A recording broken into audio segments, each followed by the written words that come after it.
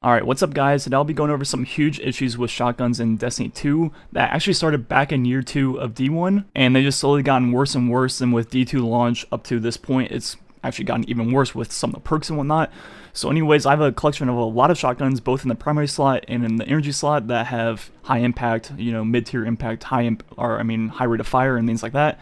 So let's go ahead and begin with the first issue with shotguns in Destiny 2. So most of these issues I'm going to be talking about are going to be PvE issues that also translate to PvP for the most part, but this first issue is you need full auto on shotguns in PvE to make them relevant. It's a must-have perk that makes you shoot like twice as fast but does not punish you in terms of damage per shot, so it's a necessary thing to have on a shotgun. So these 100 RPM shotguns have their intrinsic perk Rapid Fire Frame, which gives you full auto, deeper ammo reserves, and fast reload when empty, so they have full auto built in, which means they can then have two other perks other than full auto on the shotgun at the same time. For example, on this Badlander I have Rapid Fire Frame, then I have Field Prep, and Rampage.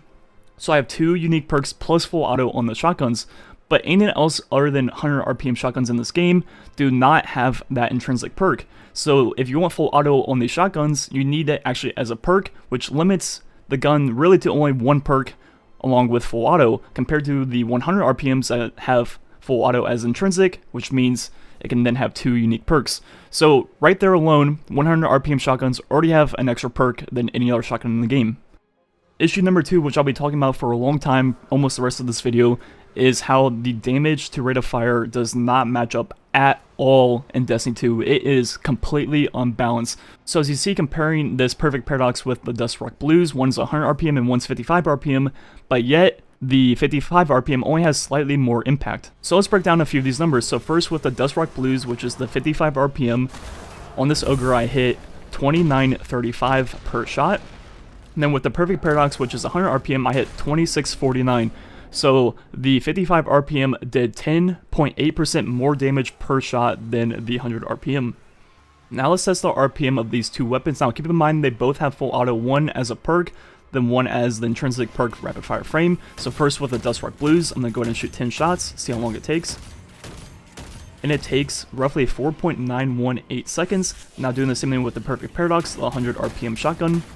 It shoots much faster, only taking 2.844 seconds. So if we compare the rate of fire, the 100 RPM shoots 73% faster than the 55 RPM, which means we can now calculate DPS numbers, and the 100 RPM shotgun outdamages the 55 RPM by 56.1% over the same given amount of time. And this problem only gets worse when you raise the impact even more. Something like a 45 RPM shotgun, such as the Toil and Trouble, it can have Assault Mag as the vendor roll, but for the purpose of this video, I'm going to take that off. That way it's a 45 RPM like the regular base model of this type of shotgun is. So breaking down the numbers of this gun, it hits 32.24 on the Ogre, and once again it has full auto as a perk. See how long it takes to shoot 10 shots with this again. It's pretty slow. It takes 5.689 seconds to shoot all 10 shots, which means it fits in like this in terms of damage per second compared to the R2 shotguns tested so far. So it's not too much worse than the 55 RPM, but is slightly worse. Then you have the Ikella's shotgun, which once again is 100 RPM, so it has Rapid Fire Frame.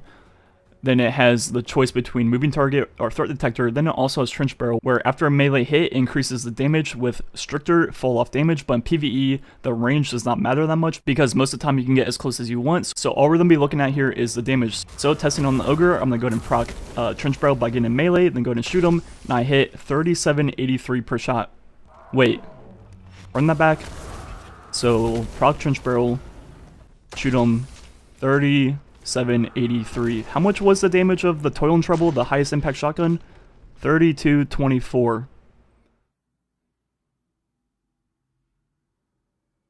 So you're telling me this max rate of fire shotgun is hitting more per shot than the max impact shotgun in the game with twice the rate of fire? Yeah. Okay. Let's go ahead and test the rate of fire of the EP shotgun. It should be the same as the Perfect Paradox I tested earlier, 2.844 seconds, which means the damage per second of the EP shotgun is 13,302, which is 2.5x that of high impact shotguns. And there's a few things to keep in mind here. So if you guys don't remember, kinetic weapons in this game do more damage versus enemies that don't have a shield compared to energy weapons. And energy weapons do more damage to shielded targets than the kinetics do. And all the shotguns I tested were kinetic except for the EP shotguns. So to show off what this looks like, I'm going to go ahead and take the Perfect Paradox and the Badlander, which are both 100 RPM with the exact same impact. I checked on them to make sure they were the exact same, and show you that the kinetic one does more damage than the energy one, even though they have the same impact value. So right here, the primary one does 2649, while the energy one does 2523. So throwing those numbers up real quick, the kinetic one does 5% more damage than the energy, even though they're the same impact.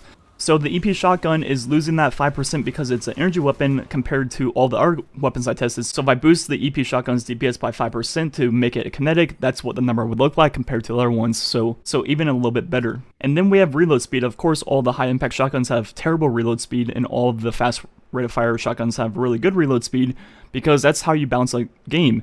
The more damage a gun does, the slower the reload. That's just 101 FPS balancing. But in this case, the Hell shotgun does more damage than these high impact shotguns, yet still reloads like 3 times faster. So in the scenario of higher impact equals slower reload, well, in this case it's actually backwards, which doesn't make sense. Okay.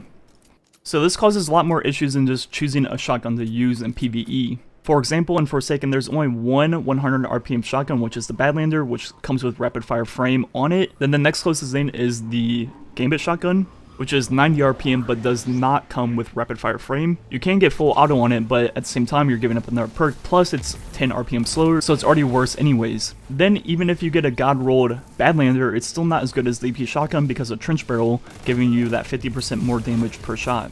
So if you're playing PvE slightly seriously, obviously there's no giving up a full auto shotgun. You're not be running a high impact shotgun for whatever reason. So your only 2 choices are Badlander or EP shotgun, and most people are going to choose EP shotgun. And that means any other energy weapon in the entire game is almost useless. So, you know, you have your favorite hand cannon with Outlaw, Dragonfly, for example, the raid one, that's an energy slot.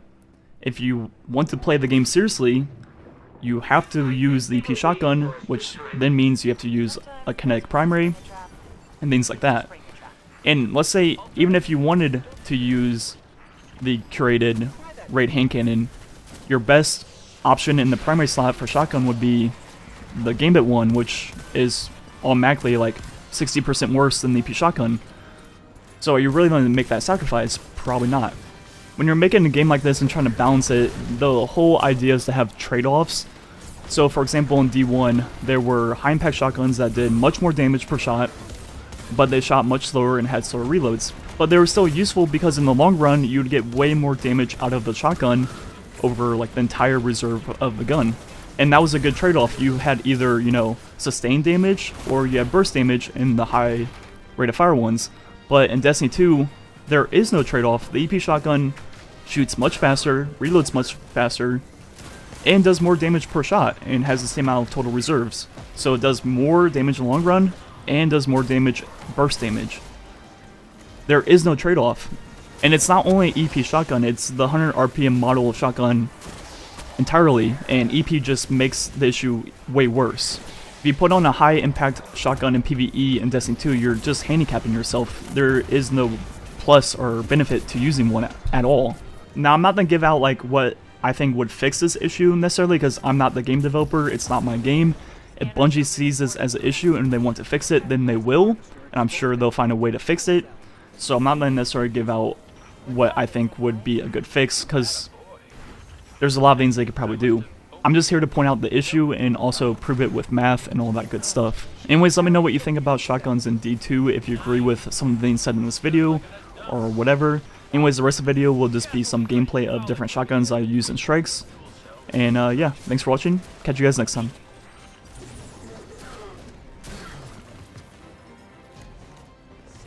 Kinetic.